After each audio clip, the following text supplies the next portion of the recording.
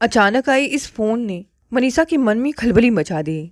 उसे तो कतई विश्वास नहीं हो रहा था कि क्या यह सच बात हो सकता है। पल भर को उसको धक्का सा लगा। जैसे तैसे खुद को संयत करते हुए वह पास रखी कुर्सी पर धड़ाम से बैठ गई। मन तो उसका रोने का कर रहा था, लेकिन वह स्वयं को हिम्मत बंधाते हुए अपना पर्स उठाकर बाहर जाने लगी कि सामने आंटी दिखाई दी। पुष्पा आंटी ने पूछा, अकेले कहाँ जा रही हो मनीषा? क्या अभी तक अरुण नहीं आए? पुष्पा आंटी की आवाज़ ने उसे सदमे से उबारा था। उसका उत्तर सुनकर वे बोली, रुको मनीषा, इतनी रात ऐसे अकेले जाना उचित नहीं है। हम दोनों भी तुम्हारे साथ चलते हैं। पुष्पा आंटी की बातों से टूटे मन को आस बंधी। लगा इस शहर में वह अकेली नहीं है और उनके अलावा भी कोई है जिन पर वह विश्वास कर सकती है। वास्तव में वह उसके लिए ममतामयी माँ जैसी ही है। वह उसकी मकान मालकिन है। बच्चों के बाहर सेटल हो जाने के कारण उन्होंने मकान का एक हिस्सा किराए पर उठा रखा है। उन्होंने उसे कभी अकेलेपन का एहसास नहीं होने दिया है। इसके पूर्व भी एक दो बार अरुण के हॉस्पिटल से लौटने में देरी होने पर उन्होंने उसके मन में बैठे अज्ञात दर्द से निजात दिलाई थी। आज भी उसकी मनस्थिति समझकर वह तुरंत उसके साथ चलने को तैयार हो गई। आलोक अंकल ने अपनी गाड़ी निकाली। गाड़ी वह स्वयं चला रहे थे तथा वह पुष्पा आंटी के साथ पीछे बैठी थी। वह बार बार उसके कंधे पर हाथ फेरकर उसे धीरज बंधा रही थी। न जाने कैसा होगा अरुण, न जाने उसे कितनी चोट आई होगी। बार बार मन में विचारों का सैलाब आकर उसे मथने लगा। आज तक जो कुछ उसके साथ घटता रहा है वह सिर्फ हादसे थे या वास्तव में ही मनहूस है वह, जैसा कि उसे बार बार सुनने को मिलता रहा है। एक एक पल पहाड़ जैसा लग रहा था। गाड़ी की रफ्तार के साथ ही अचानक उसका अतीत बंद खिड़की की दरार से अड़ियल बच्चे की तरह दस्तक देने लगा।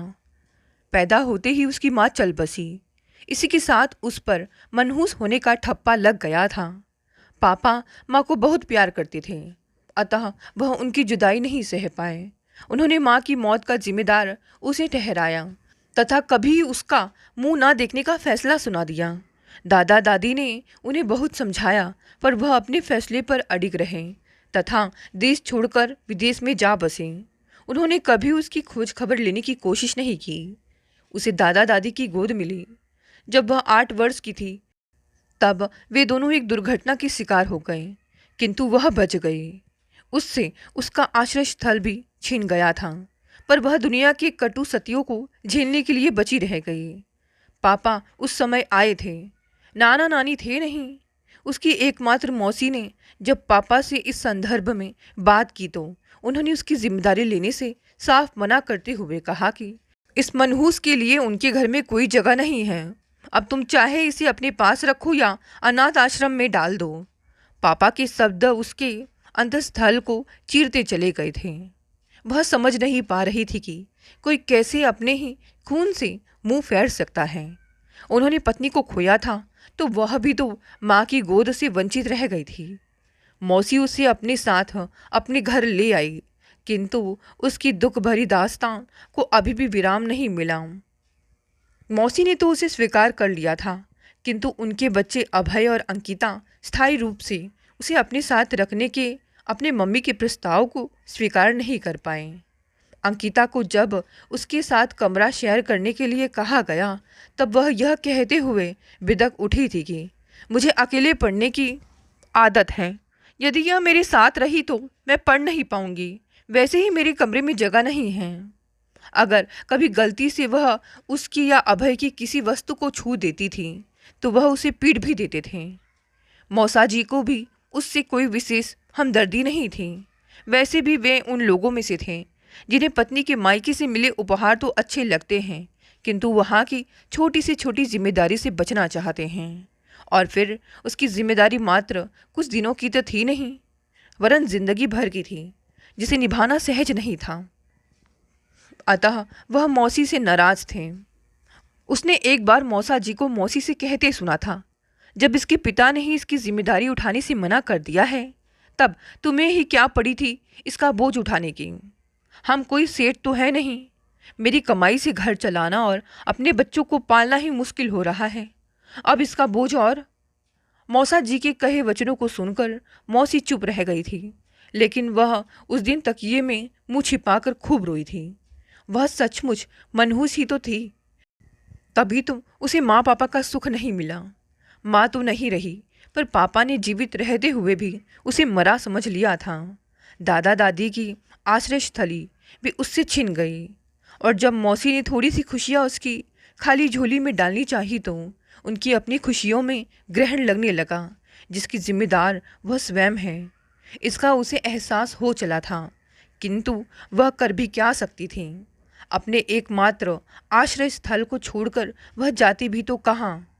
अभय और अंकिता जहाँ शहर की प्रतिष्ठित स्कूल में पढ़ते थे, वही मौसा जी ने उसका सरकारी स्कूल में दाखिला करवा दिया। उसके कपड़े और किताबों का खर्चा निकालने के लिए मौसा जी के निर्देशानुसार घर में काम करने वाली नौकरानी को हटा दिया गया।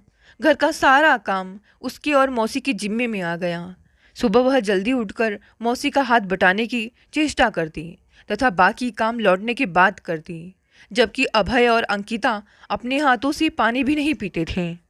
अपने एक एक काम के लिए उसे तंग करना उनकी आदत बनती जा रही थी। मौसी की आंखों में उसने अपने लिए दर्द महसूस किया था, लेकिन वह भी अपने पति और बच्चों के सम्मुख विवश थी। हायर सेकेंडरी करने के पश्चात उसने ट्रेनिंग लेकर एक स्कूल में नौकरी कर ली थी तथा साथ ही साथ अपनी पढ़ाई भी जारी रखी। स्कूल घर से दूर था। आने जाने में समय तथा पैसा बर्बाद होने की बात कर उसने स्कूल के पास ही एक कमरा किराए पर लेकर रहने की पेशकश की तो किसी ने भी मना नहीं किया। मन पर पत्थर रखकर जब वह विदा हो रही थी, तब मौसी ने उससे धीरे से बुदबुदाते हुए कहा था, बेटी, मैं विवश हूँ, मुझे सदा तेरी चिंता रहेगी। कभी कभी आकर मिल जाया करना। मैंने तेरा परिश्रम और विश्वास देखा है। किसी पर निर्भर रहने की बजाय स्वयं पर विश्वास करना सीख। अपराजिता बन बेटी, अपराजिता बन, तभी तू जमाने से टक्कर ले पाएगी। मौसी की बात सुनकर उसकी आंखों में आंसू भर आए थे। यह सच है कि मौसी के अतिरिक्त किसी ने उसे इस घर में कभी अपना ही नहीं समझा है, किंतु उसका तो यही घर है, चाहे जैसा भी है। कुछ दिनों तक वह प्रत्येक इतवार को यह सोच कर जाती कि दूर होने से शायद उनके संबंध सहज हो जाएं, शायद उसे उसके अपने मिल जाएं, किंतु मौसी के अतिरिक्त अब भी किसी को उसकी उपस्थिति पसंद नहीं है। इसका एहसास होते ही धीरे धीरे उसने वहाँ जाना कम कर दिया। समय के साथ ही उसने डिग्री ले लिया। उसे कॉलेज में व्याख्याता पद पर नियुक्ति मिल गई। जीवन चल निकला था। धीरे धीरे अभय और अंकिता के विवाह हो गए। अंकिता ससुराल चली गई तथा अभय को अपनी नौकरी के सिलसिले में बाहर जाना पड़ गया। बच्चों के चले जाने के कारण मौसी अकेली पड़ी गई थी। अब वह अक्सर घर जाने लगी। मौसा जी का व्यवहार भी अब उसके प्रति कुछ नरम हो चला था। वे दोनों अक्सर उससे विवाह करने का आग्रह करते। मौसी ने तो एक दो जगह बात भी चलाई, किंतु पता नहीं क्यों वह मन से विवाह के लिए स्वयं को तैयार ही नहीं कर पा रही थी। उसकी मनसा जानकर वे भी शांत हो गए। सच तो यह था कि उसने स्वयं को अपनी दिनचर्या में इतना व्यस्त कर लिया था कि उसके पास इन बातों को सोचने और समझने के लिए समय ही नहीं था। इसी बीच मौसा जी का देहांत हो गया। अभय और अंकिता आए तथा कुछ दिन रहकर चले गए। मौसी अकेली रह गई थी। एक दिन वह उनसे मिलने गई तो वह बोली, बेटा, अकेला घर काटने को दौड़ता है, अब तू यहीं आ जा। उसका मन रखने के लिए वह उस घर में, उस आंचल की छवि में पुनः लौट आई थी, जिसे उसे मजबूरी में छोड़कर जाना पड़ा था। उसके लौटकर आने से मौसी संभलने लगी तथा उनके स्वास्थ्य में भी सुधार होने लगा। सच तो यह है कि घर में सब कुछ हो, लेकिन सुकून ना हो तो अच्छा भला आदमी भी अस्वस्थ हो जाता है। फिर मौसी तो मौसा जी की मृत्यु के पश्चात न केवल शारीरिक तथा मानसिक रूप से टूट चुकी थी, वरन अकेलेपन की त्रासदी भी भोग रही थी। जैसे ही अभय और अंकिता को उसके लौटने का पता चला, वे दोनों परिवार सहित आए तथा उसे तथा मौसी को खूब खरी खोटी सुनाने लगे। उनके मन में यह डर समा गया था कि यदि वह यहाँ रही तो माँ से मकान और जायदाद कहीं अपने नाम ना करा ले। मौसी ने उनके आशय को समझकर उत्तर दिया था, तुम दोनों का डर व्यर्थ है। अरे, इसने तो सदा तुम्हारा जूठा खाया है, तुम्हारी उतरन पहनी है, तभी इसने कभी कोई विरोध नहीं किया, तुम्हारी किसी वस्तु पर अपना हक नहीं जमाया। तो अब जब इसने अपना मार्ग स्वयं अपनी मेहनत के बल पर तलाश कर लिया है और उस पर दृढ़ कदमों से चल रही है, तब तुम्हारे इस टूटे फूटे घर पर अपनी नज़र क्यों डालेगी? वैसे भी बेटा, जिनके पैर बालू में जमे रहते हैं, उन्हें ही अपने पैर के नीचे से बालू खिसकने का डर रहता है। मैं तुम्हें यह भी बताना अपना कर्तव्य समझती हूँ कि मनीषा यहाँ स्वयं रहने नहीं आई है, इसे मैंने बुलाया है। वैसे मुझे तुम लोगों से ऐसी उम्मीद नहीं थी। तुम्हारे इस क्रूर व्यवहार से मेरे दिल को बहुत ठेस लगी है। तुम लोगों ने तो एक बार भी नहीं कहा, माँ हमारे साथ चलो, यहाँ अकेले कैसे रहोगी? शायद तुम दोनों को अपनी आज़ादी ज़्यादा प्यारी है। आज तुम्हारा व्यवहार देखकर मुझे यह कहने में जरा भी संकोच नहीं है कि मैं तुम लोगों की बजाय इसे अपने ज़्यादा नज़दीक पाती हूँ। तुम तो मेरी अपनी औलाद हो, फिर भी तुमने कभी मेरे मन को समझने का प्रयत्न नहीं किया। यह तुम्हारी अपनी मौसी की लड़की है, क्या तुम इसे प्यार के दो मीठे बोल नहीं बोल सकते थे? मेरे निर्णय का मान नहीं रख सकते थे? तुमने सदा पाना ही चाहा, लेकिन देना नहीं। अहंकार के वशीभूत तुम यह भी भूल गए कि प्यार एक तरफा नहीं होता। मैंने तुम्हारे प्रति अपनी जिम्मेदारी निभा दी। अब अगर मैं अपनी इस बेटी के प्रति अपनी जिम्मेदारी निभाना चाहती हूँ तो तुम्हें ऐतराज क्यों है? आत्मविश्वास भरी मौसी की स्वर सुनकर वह तो क्या, अभय और अंकिता भी अबाक रह गए थे। मौसी ने उस समय तो उन्हें चुप करा दिया था, लेकिन उनके मन में छाई नफरत की तपन को उसने महसूस किया था। वह तो कब की उनकी ज़िंदगी से निकल जाती, किंतु मौसी का प्यार ही सदा उसके पैरों में बेड़ी पहना देता था। उसे समझ में नहीं आता था कि अभय और अंकिता उसे इतनी नफरत क्यों करते हैं। उनके प्यार की एक नज़र पाने के लिए वह बचपन में उनके कपड़े प्रेस किया करती थी, जूते पॉलिश करती, यहाँ तक कि उनका छोटा से छोटा काम हंसती हंसती करने का प्रयास करती, लेकिन इसके बावजूद भी वे उससे सीधे मुंह बात नहीं करते थे।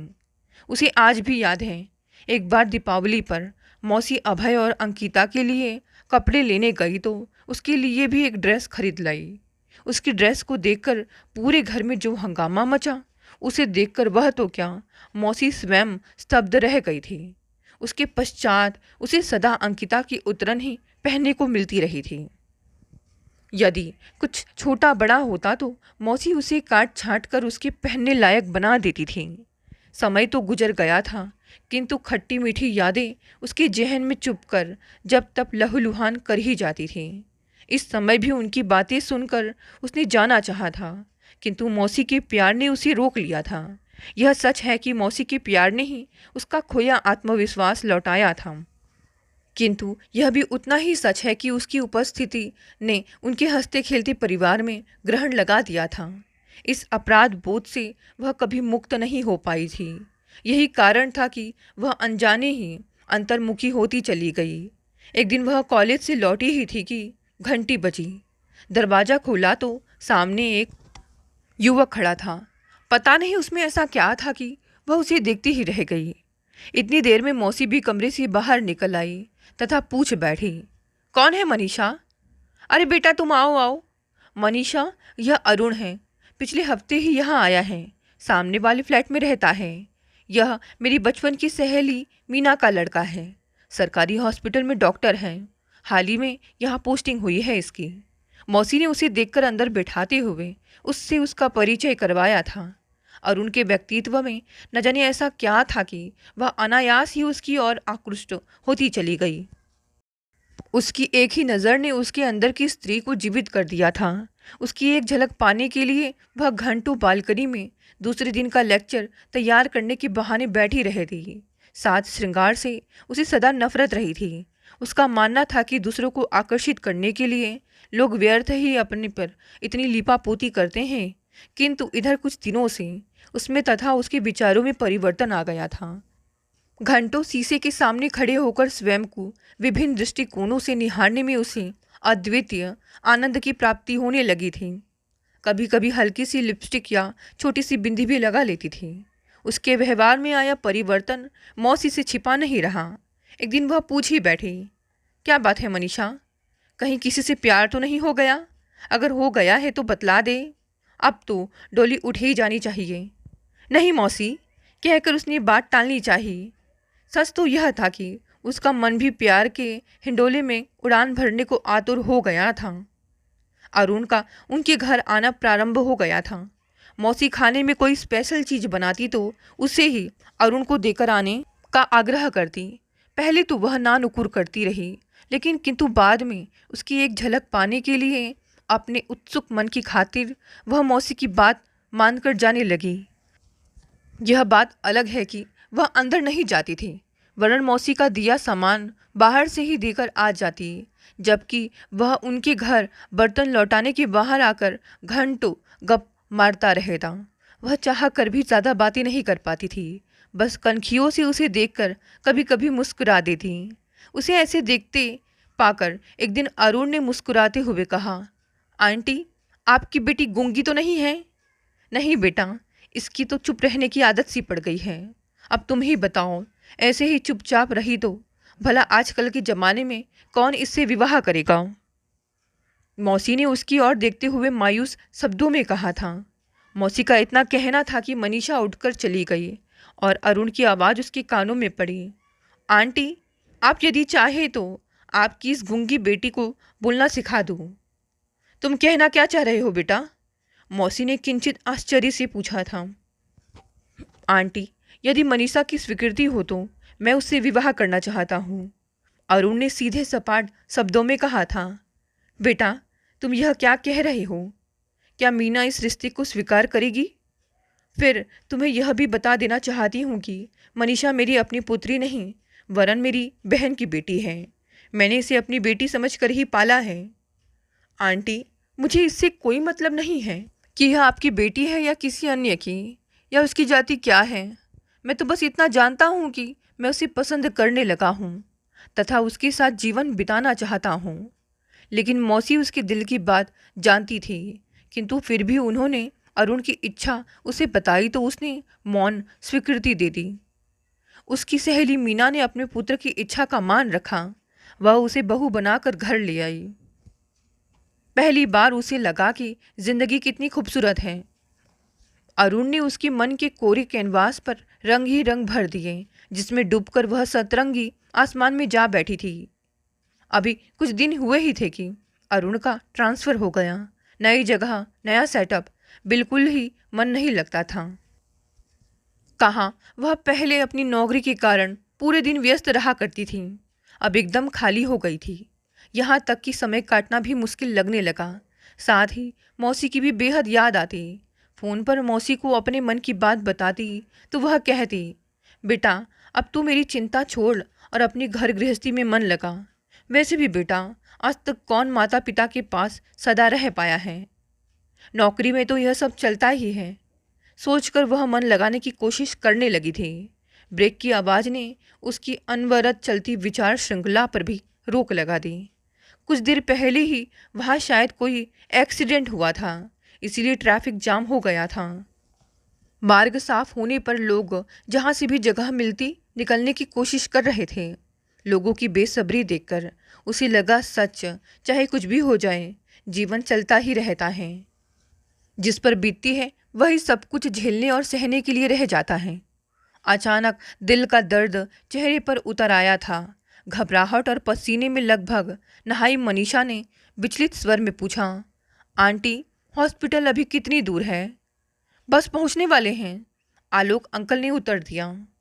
उसकी स्थिति देखकर पुष्पा आंटी उसका हाथ अपने हाथ में लेकर उसे हौसला बंधाने लगी। हॉस्पिटल पहुंचकर रिसेप्शन पर पूछ ही रहे थे कि वह आदमी जिसने फ़ोन किया था आ गया। उसने बताया कि डॉक्टर अरुण अभी ऑपरेशन थिएटर में हैं।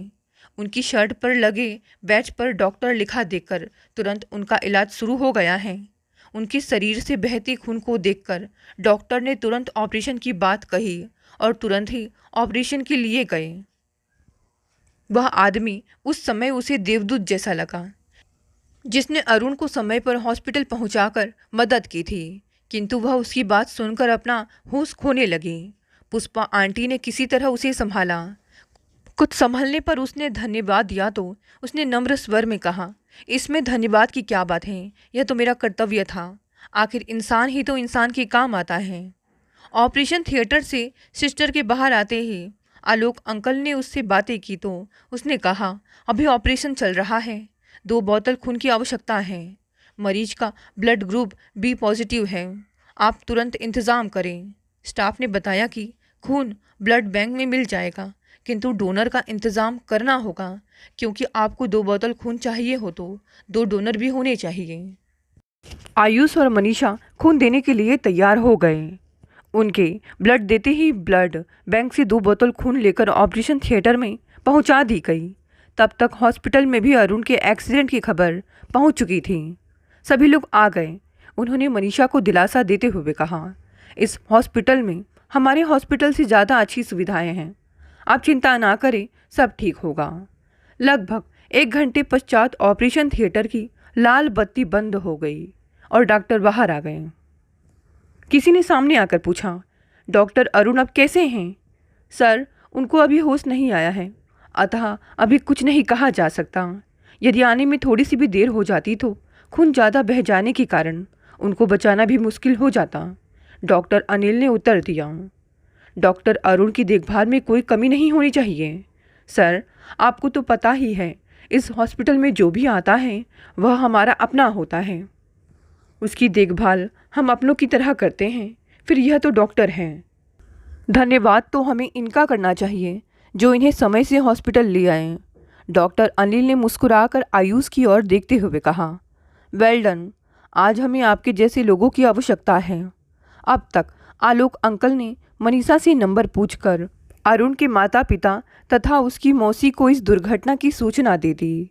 मैम, आप चिंता ना करें, हम सब आपके साथ हैं। आपकी मदद के लिए हम एक हेल्पर भेज रहे हैं, कुछ भी आवश्यकता पड़ी तो हमें सूचित कीजिएगा। डॉक्टर आयुष ने मनीषा की ओर देखते हुए कहा, मैम, अब मैं भी चलूं? घर में सब इंतज़ार कर रहे होंगे, अगर आवश्यकता हो तो मुझे फ़ोन कर दीजिएगा, मेरा नंबर वही है जिससे मैंने आपको फ़ोन किया था। आयुष ने उससे इजाज़त मांगते हुए कहा। सबके जाने के पश्चात आलोक अंकल मनीषा के खाने के लिए कुछ सामान ले आए। उसके मना करने पर पुष्पा आंटी ने उससे ज़बरदस्ती खाना खाने का आग्रह करते हुए कहा, बेटी, मैं जानती हूँ कि तुम्हारा खाने का मन नहीं रहा होगा, लेकिन ऐसे समय में भूखा रहना ना तो तुम्हारे लिए अच्छा है और ना ही तुम्हारी कोख में पल रहे नवजात शिशु के लिए। चिंता मत कर बेटी, अरुण ठीक हो जाएगा, भगवान उसकी रक्षा करेंगे। अब तक अरुण को आईसीयू के यूनिट में शिफ्ट कर दिया गया था। डॉक्टर होने के कारण उसकी विशेष देखभाल भी हो रही थी, किंतु हॉस्पिटल के नियमानुसार आईसीयू में किसी को रहने की इजाज़त नहीं थी। अतः पुष्पा आंटी ने उससे घर चलने के लिए कहा, किंतु वह अरुण को ऐसी स्थिति में अकेला छोड़कर कैसे जा सकती थी। अंततः वे दोनों उससे यह कहकर चले गए कि अगर कुछ भी आवश्यकता हो तो हमें फ़ोन कर देना, हम तुरंत आ जाएंगे।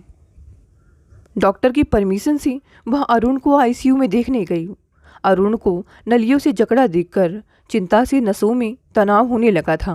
सासू माँ के शब्द याद आए, बहू, अपनी धरोहर तुझे सौंप रही हूँ, आशा है अपनी जान से ज़्यादा तो इसकी परवाह करेगी। किंतु वह अपना वचन कहाँ पूरा कर पाई। अरुण के पूरे शरीर को पट्टियों में जकड़ा देखकर आंखों से आंसू रुकने का नाम ही नहीं ले रहे थे, किंतु कोई पूछने वाला नहीं था। जो अरुण उसकी परेशानी पर आई पसीने की एक बूंद देखकर भी परेशान हो उठता था, वहीं आज उसकी स्थिति से बेखबर विवश पड़ा है। अभी कुछ नहीं कहा जा सकता। डॉक्टर के कहे शब्द उसे मन ही मन मथे जा रहे थे। कल जब उसके सास ससुर आएंगे तब वह कैसे उनका सामना करेगी। बार बार मन से एक ही आवाज़ निकल रही थी, हे ईश्वर, तुम मुझे किस जुर्म की सज़ा दे रहे हो? चाहे तो मेरी जान ले लो, लेकिन मेरे अरुण की जान बख्श दो। वे ही मेरी आत्मा, मेरा जीवन है। इन्होंने ही मुझे जीवन के अंधकूप से बाहर निकाला है। क्या तुम फिर मुझे उसी अंधेरे कुएं में ढकेलना चाहते हो? अरुण के बिना मैं कैसे जिंदा रह पाऊंगी? कैसे कोख में पल रहे शिशु की देखभाल कर पाऊंगी? क्या उसे भी मेरे समान किसी के टुकड़े पर पलना होगा? अचानक एक अस्पष्ट सी चीख अरुण के मुंह से निकली। उसे सुनकर नर्स दौड़ी आई। उसे बाहर जाने का निर्देश देकर वह डॉक्टर को बुलाने गई। डॉक्टर आए, चेक किया तथा नर्स को इंजेक्शन लगाने का आदेश देकर चले गए। वह हॉस्पिटल के नियमानुसार आईसीयू के बाहर बने लाउंज में आकर बैठ गई। पेट में हलचल हुई। उसका हाथ पेट पर गया। अचानक उसे लगा कि आवाज़ आ रही है, माँ घबराओ नहीं, मैं हूं ना तुम्हारे साथ। तू तो मेरे साथ है, पर तेरे पापा भी ठीक हो जाएंगे, लेकिन तुम तो अपने को संभालो। तुम रोगी तो मैं भी रोने लगूंगा। अभी उसका अपनी कोख में पल रहे शिशु से वार्तालाप चल ही रहा था कि उसके सास ससुर मौसी को साथ लेते हुए आ गए। उनको देखते ही वह बिलक बिलक कर रो पड़ी। मौसी आंखों में आंसू लिए उसके कंधे सहला रही थी। उसकी सासू माँ ने उसे दिलासा देते हुए कहा, रो मत बेटी, हिम्मत रख, यह हम सबकी परीक्षा की घड़ी है। कल ही मोहित आया है, वह सब संभाल लेगा। सासू माँ की शब्द सुनकर कुछ हिम्मत बंधी, क्योंकि मोहित अरुण का मित्र ही नहीं, एक कुशल सर्जन भी है। उन दोनों ने साथ साथ एमबीबीएस किया था। मोहित एमएस करने के लिए चला गया था, जबकि अरुण ने सरकारी नौकरी ज्वाइन कर ली थी। वह मोहित से मिली नहीं थी, उससे वीडियो कॉल के द्वारा ही बात हुई थी, लेकिन उसने अरुण से उसके बारे में जितना सुना और जाना था, उससे उसे कभी महसूस ही नहीं हुआ कि वह अजनबी है। मोहित को उनके विवाह में सम्मिलित न हो पाने का बेहद दुख था। बार बार यही कहता था, यार विवाह तो तूने मेरे बिना ही कर लिया, लेकिन एक ग्रैंड पार्टी लिए बिना छोड़ूंगा नहीं। अब लौटा भी तो पहली खबर उसे भाई समान मित्र के एक्सीडेंट की ही मिली। उसी पल वह बिना रुके चल पड़ा। आते ही वह डॉक्टर से बात करने चला गया। जब मोहित ने डॉक्टर से मिलकर अरुण के सफल ऑपरेशन के बारे में बताया तो मनीषा की तनाव से खींची नसों को थोड़ा विश्राम मिला, दिल को थोड़ा सुकून मिला। तब सासू माँ के आग्रह पर घर चली गई। उस रात उसे नींद नहीं आई, जैसे कि वह वर्षों से सोई नहीं है। वैसे भी जब अपनों का साथ हो तो इंसान कठिन से कठिन विपदाओं को भी हंसते हंसते झेल लेता है। कुछ ही घंटों में इस शाश्वत सत्य से उसका परिचय हो गया था। 15 दिन बाद अरुण को हॉस्पिटल से छुट्टी मिल गई। सबने चैन की सांस ली। अरुण को आराम की आवश्यकता थी, अतः माँ पापा द्वारा यह निर्णय लिया गया कि यहाँ रहने से तो अच्छा ही है कि अरुण को दिल्ली अपने घर ले चली। वहाँ भी एक बार उसका पूरा चेकअप करा लिया जाए। कुछ अन्य टेस्ट जिनकी इस हॉस्पिटल में सुविधा नहीं है, मोहित के अनुसार करवाने आवश्यक थे, क्योंकि सफल ऑपरेशन के बावजूद अरुण के सिर का दर्द समाप्त नहीं हो रहा था। दिल्ली पहुंचने ही वाले थे कि जिस गाड़ी से वे जा रहे थे, उस गाड़ी का ब्रेक अचानक फेल हो जाने के कारण गाड़ी सड़क के किनारे लगे पेड़ से जा टकराई। सभी को थोड़ी बहुत चोटें आई, लेकिन पीछे की सीट पर लेटे अरुण का सिर आगे की सीट से इतनी जोर से टकराया कि जिससे कि उसके सिर से बेतहासा खून बहने लगा। शायद घाव पूरी तरह भरा नहीं था। मोहित अपनी चोट की परवाह किए बिना अरुण के सिर से बहते खून को रोकने का प्रयत्न करने लगा। अरुण की हालत देखकर एक भले मानुस से लिफ्ट तुरंत मिल गई थी, किंतु फिर भी हॉस्पिटल पहुंचते पहुंचते उसकी हालत काफ़ी नाजुक हो गई थी। उधर अरुण की हालत देखकर घबराई मनीषा के पेट में हलचल शुरू हो गई। उसे भी आपात कक्ष में तुरंत भर्ती करवाना पड़ा। मनीषा की नाजुक स्थिति देखकर ऑपरेशन द्वारा आपात डिलीवरी करवाने का डॉक्टर ने निर्णय लिया। जिस समय मनीषा ऑपरेशन थिएटर में एक नए जीवन को देने का प्रयास कर रही थी, ठीक उसी समय अरुण के जीवन की डोर टूट गई। जीवन मरण पर किसी का जोर नहीं है। जिसे जाना होता है उस पर चाहे लाख पहरे लगा दो, वह चला ही जाता है, और आने वाला लाख पहरे तोड़कर आ ही जाता है। अगर इंसान की इच्छानुसार ही सब होता जाए तो संसार से दुखों का नामो निशान ही मिट ना जाए। सच, इंसान सोचता कुछ है और होता कुछ और है। शायद यही जीवन का शाश्वत सत्य है। मनीषा की नाजुक हालत को देखकर अरुण की मृत्यु की खबर को उससे छिपाने का उसके घर वालों ने काफ़ी प्रयास किया, किंतु कब तक उसे इतनी बड़ी बात को छिपाकर रखा जा सकता था। भेद खुलना था, खुल ही गया। उनके चेहरे पर छाई उदासी ना चाहते हुए भी सब कह गई। वह जीते जी ही मर गई थी। उसका न खाने का मन करता, ना ही किसी से बातें करने का।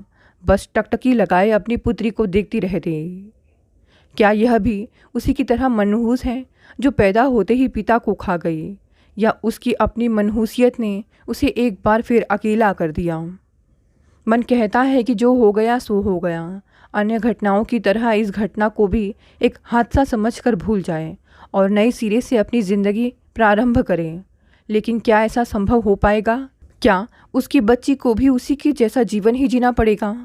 कभी माँ समान सासू जी, कभी पिता समान ससुर जी, तो कभी मौसी आकर उसके मन की सूनेपन को अपनी हल्की फुल्की बातों से भरने का प्रयास करते हैं। लेकिन उसकी हंसी तो अरुण के साथ ही चली गई थी। उसकी यादें उसे न चैन से जीने दे रही थी, ना ही मासूम की मासूमियत उसे मरने दे रही थी।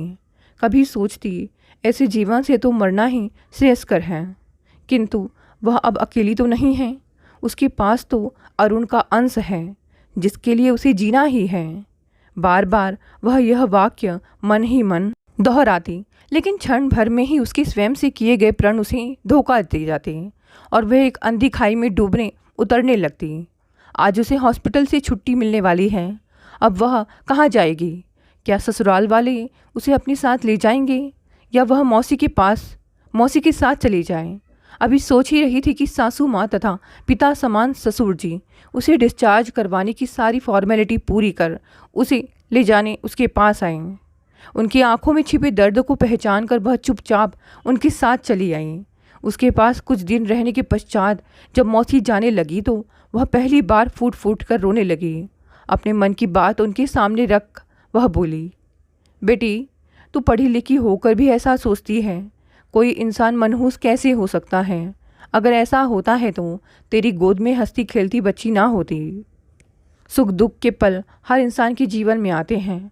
हाँ, यह अवश्य है कि किसी के जीवन में हादसे कुछ ज़्यादा ही हो जाते हैं, लेकिन हर हादसे के बाद एक नया जीवन प्रारंभ होता है। यह भी एक अटल सत्य है। हिम्मत रख मेरी बच्ची, जो चला गया उसे तो कोई लौटा कर नहीं ला सकता, लेकिन जो कुछ है उसी में अपनी खुशी ढूंढ। खुश नसीब है तू कि तुझे इतनी प्यार करने वाली ससुराल मिली है। सब कुछ ठीक हो जाएगा मेरी बच्ची। कहते हुए मौसी की आंखों से अश्रुधारा बह निकली। मौसी की आंखों से बहते आंसुओं को देख वह समझ नहीं पा रही थी कि वह उसे दिलासा दे रही है या स्वयं को। समय के कालचक्र को कौन रोक पाया है? वह तो अनवरत गति से चलता रहता है। दिन रात उसके जीवन में भी आ जा रहे थे, लेकिन ना तो दिन का उजाला उसके जीवन को रोशन कर पा रहा था, ना ही रात का अंधेरा उसके जीवन के अंधेरे को ढक पा रहा था। जी तो वह रही थी, लेकिन जीने की सारी आकांक्षाएं समाप्त हो गई थी। संतोष था तो सिर्फ इतना ही, उसकी बच्ची को दादा दादी का प्यार मिल रहा था। कभी कभी मोहित आकर अपने कह कहो से उसके मन के सूनेपन को भरने का प्रयास करता। उसी ने बच्ची का नाम अनु रखा था, अरुण की अन्नू। चाहे टीका लगवाना हो या पोलियो ड्रॉप पिलवानी हो, माँ जी उसे ही अपने साथ भेजती और वह भी खुशी खुशी उसके साथ चला जाता था। उसे आश्चर्य होता जब वह अरुण के समान ही आइसक्रीम की दुकान पर गाड़ी खड़ा करके आइसक्रीम खाने की जिद करने लगता, या कभी हल्के रंग साड़ी पहन लेती तो कहता, और कोई रंग नहीं मिला पहनने के लिए? क्या बूढ़ों जैसी पसंद है तुम्हारी?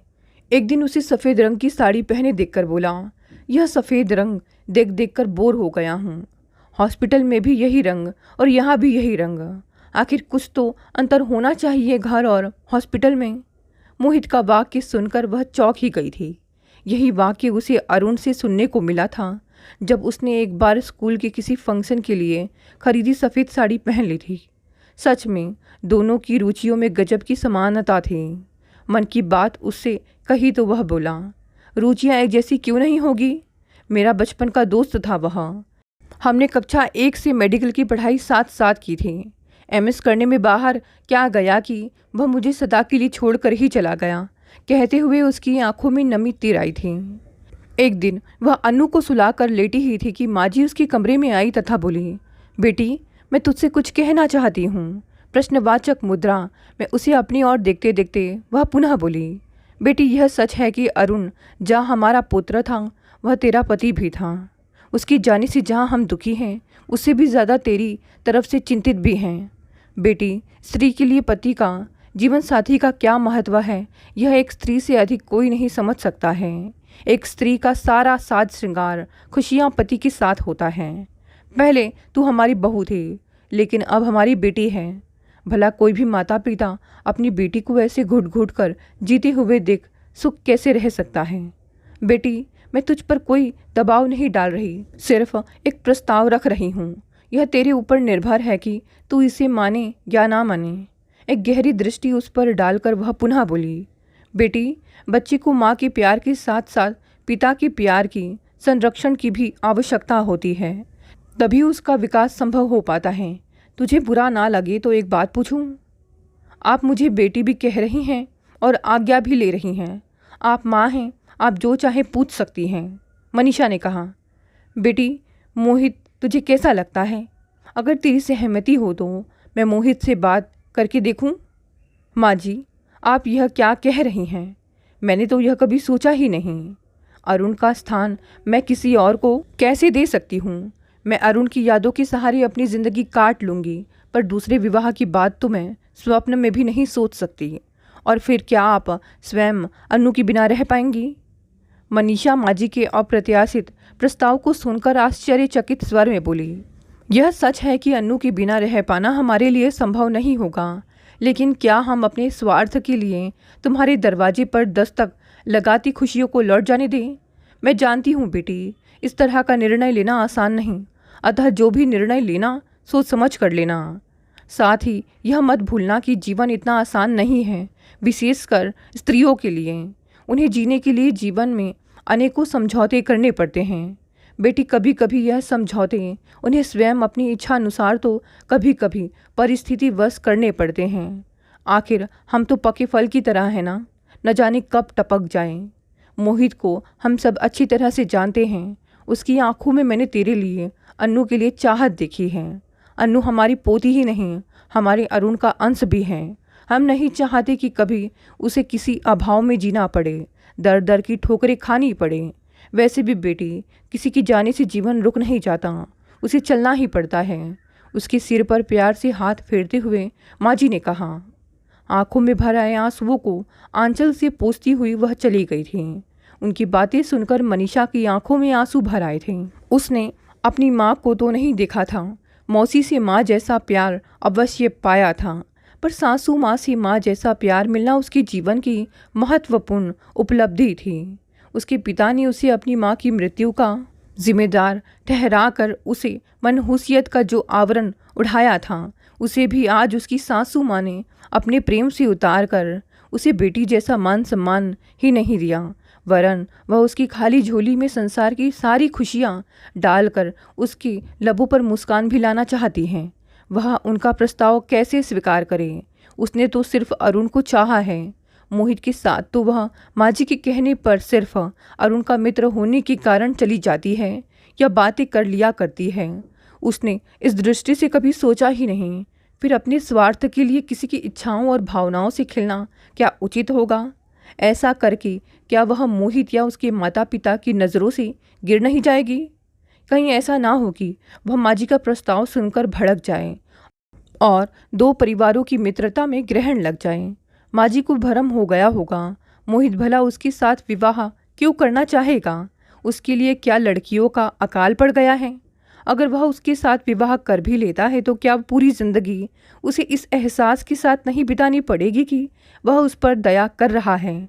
माना आज वह अनु से स्नेह करता है, पर क्या कालांतर में जब उसके स्वयं के बच्चे होंगे तो क्या वह समान प्यार कर पाएगा? नहीं नहीं, वह अपने सुख के लिए अनु की जिंदगी में जहर नहीं घोलेगी। जैसी जिंदगी उसने स्वयं जी है, अपनी पुत्री को नहीं जीने देगी। अपनी बेटी को भी किसी की दया पर नहीं वरन सम्मान से पालेगी ही नहीं, वरन रहना भी सिखाएगी। आज वह अकेली नहीं है, उसके पास सासू माँ और ससुर जी जैसे अपने हैं। क्या अपने स्वार्थ के लिए इस उम्र में उन्हें अकेली छोड़कर जाना उचित होगा? नहीं, कभी नहीं। वह उनका सहारा बनेगी। जब माँ पापा उसे बेटी की तरह चाहते हैं तो वह उनसे उनकी पोती को कैसे दूर कर सकती है? उनका प्यार कैसे छीन सकती है? वह विवाह से पूर्व भी नौकरी किया करती थी। अनुभव और योग्यता उसके पास ही है। प्रयत्न करेगी तो उसे नौकरी अवश्य मिल जाएगी। इस निर्णय के साथ ही पिछले कुछ महीनों से उसके मन में चलता द्वंद्व थम गया। इसके साथ ही उसे मौसी के शब्द याद आए। मैंने तेरा परिश्रम और विश्वास देखा है। किसी पर निर्भर रहने की बजाय स्वयं पर विश्वास करना सीख। अपराजिता बन बेटी, तभी तू इस जमाने से टक्कर ले पाएगी। बस वह अपराजिता बनेगी। अपना फैसला माँ जी को सुनाने के साथ उसे पूरा करने के लिए वह सुबह की नव किरण का इंतज़ार करने लगी। दोस्तों, कहानी यहीं समाप्त हो गई। कहानी पसंद आई तो इसे लाइक शेयर कमेंट करें। नए हैं तो चैनल को भी सब्सक्राइब कर लें। धन्यवाद दोस्तों, मिलते हैं अगली नई कहानी से।